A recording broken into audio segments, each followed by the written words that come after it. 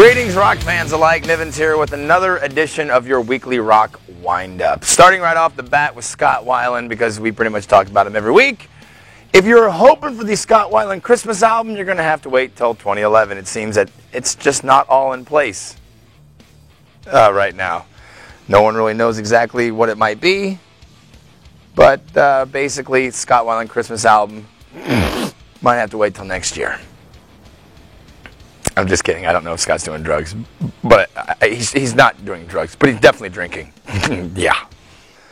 Gibson Guitars dropped their top 10 riffs of the 80s this week. Number 10, Limelight. That was for you, Bob. And number 1, AC/DC's Back in Black. Of course, everyone knows about the legendary album and the debut of Brian Johnson on that CD, album, cassette, MP3, whatever you want to call it. But that topped the list for the top guitar riffs of the 80s. If you check out my blog on the website, here on the website, you can see the entire top 10 list. If you go to Gibson.com, you can see the whole breakdown about why they chose the songs that they chose. If you're like many families that get around the boob tube on Thanksgiving next week, make sure you tune in to the Lions-Patriots game.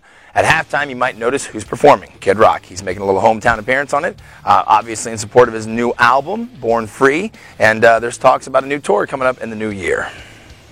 Separate but definitely same ideas, the Steel Wheelchairs Tour. Van Halen, Rolling Stones, yep, both of those artists are going to be touring in 2011. No word on dates yet, no word if there's going to be a KC stop for either one of those acts, but know this much, if it does come out, we'll let you know about it.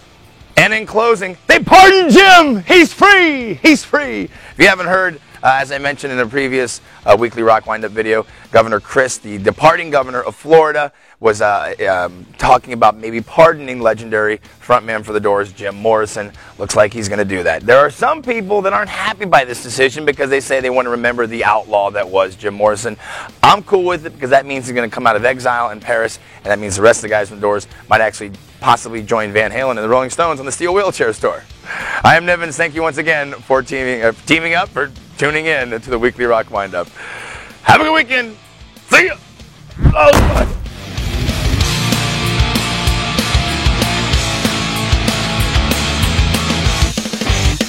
Here's my liver when I woke up this morning.